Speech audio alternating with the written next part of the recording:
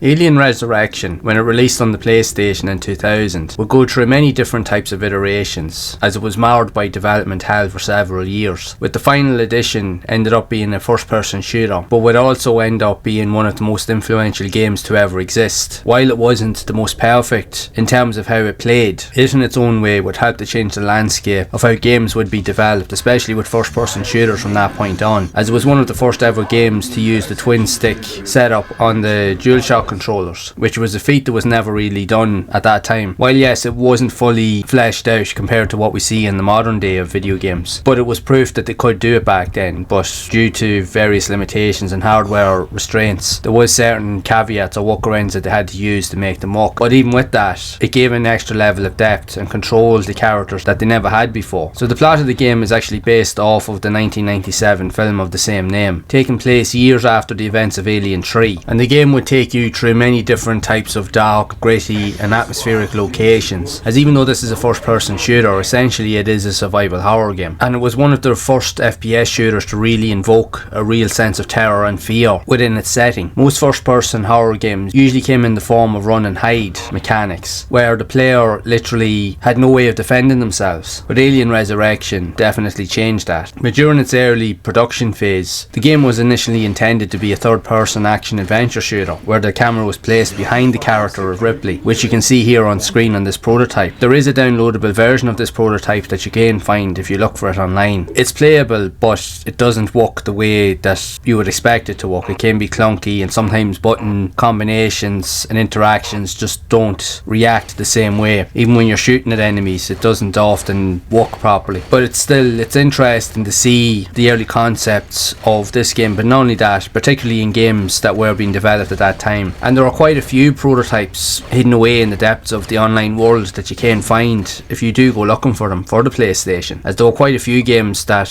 had early concepts but also cancelled concepts, but some of them are playable, so they might be worth a look.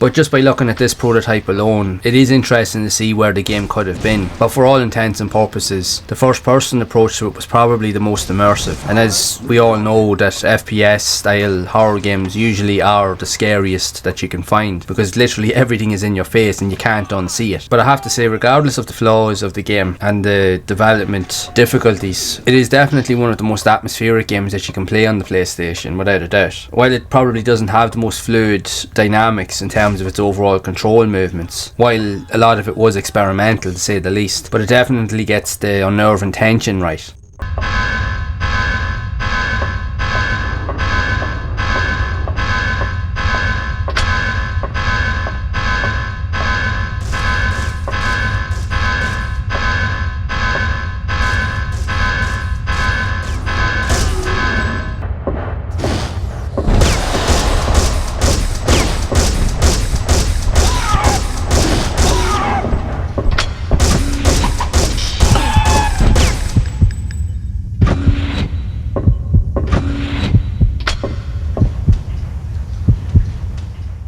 And even when the game did release, it was met with mixed reviews, often being heavily criticised for the harsh difficulty level, which it was a tough game, to be fair, it was. But there were so many hidden elements to the game, even in recent years, that there was hidden cheat codes and certain elements that were hidden away that could unlock different features within the game itself, but even with other features within the PlayStation that you wouldn't normally find anywhere else. Almost like a test kind of thing to even try out other games that you couldn't normally play. There is videos online, if you go looking for it, you can definitely find them. But I think the main criticism was down to the controls, and it's only really because of the fact that at the time when we were playing FPS shooters on the PlayStation or consoles of that period, we were still used to using the D-pad and the buttons and even the shoulders, and it never really was fluent enough. So by the time that this came round that tried to do something new, we didn't embrace it in the way that we probably should have done. Whereas now the concept seen here is the main focal point of control systems in FPS shooters, even to the current day. Even third person shooters use the same dynamics. But when we look back, even I know myself in my younger years growing up, when you got used to playing games in a particular way, us as people genuinely don't like change all that much. So when something new does come along that will benefit and even help make things easier in the future, and you have to think of long term in that respect. A lot of us only ever think of the short term. We just see it for what's there in the moment, and we don't necessarily try to understand what it's trying to do. So therefore we criticize it or we just disregard it, when in reality it's something that will change the landscape of things, and this game did. But in saying that, if we move forward to the current day, and in hindsight looking back at the game, things have changed dramatically over the last 20 or so odd years, and in many regards people now respect the concepts in this game, whereas they wouldn't have done before, because it's only now that they can see the ideas of what the evolution would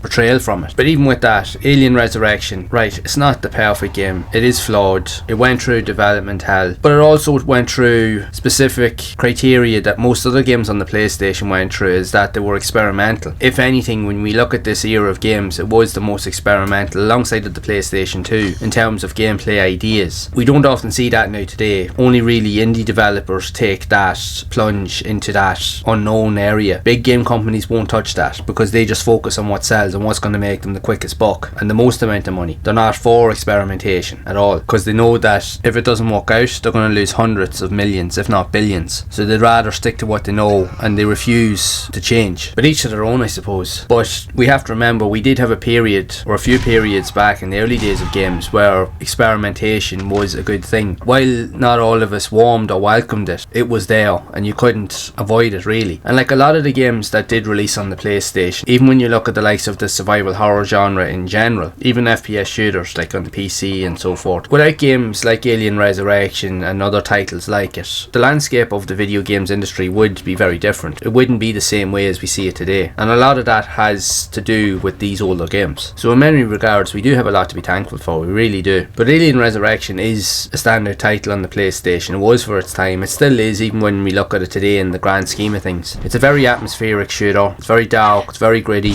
it is very scary. Aliens, facehuggers, xenomorphs, everything in between will pop out at you when you least expect it. There's a lot of gritty and gory scenes in the game, and it's definitely something that will leave a lasting impact on you after playing it. And you can only imagine being a young player back in the day witnessing this. It would have scared the hell out of you. But seriously, it's worth a try, especially if you want to go back to the early kind of years of horror and even first person survival horror. This is one of the games that you really should try. But I would love to know your thoughts of Alien Resurrection. What do you think of it overall? Is this a game that you enjoyed back in the day, or did you take a while to really get used to it or even warm to it as per se compared to everybody else? So it will be interesting to hear people's thoughts on this, so be sure to share it down in the comments below. And if you would like to see more content around more obscure and experimental games like this that were also released on the PlayStation, then be sure to leave a like, subscribe to the channel, and you can also check out this playlist here on screen to see a lot more of those games in action that I already have covered previously. And as always, keep those gaming memories alive.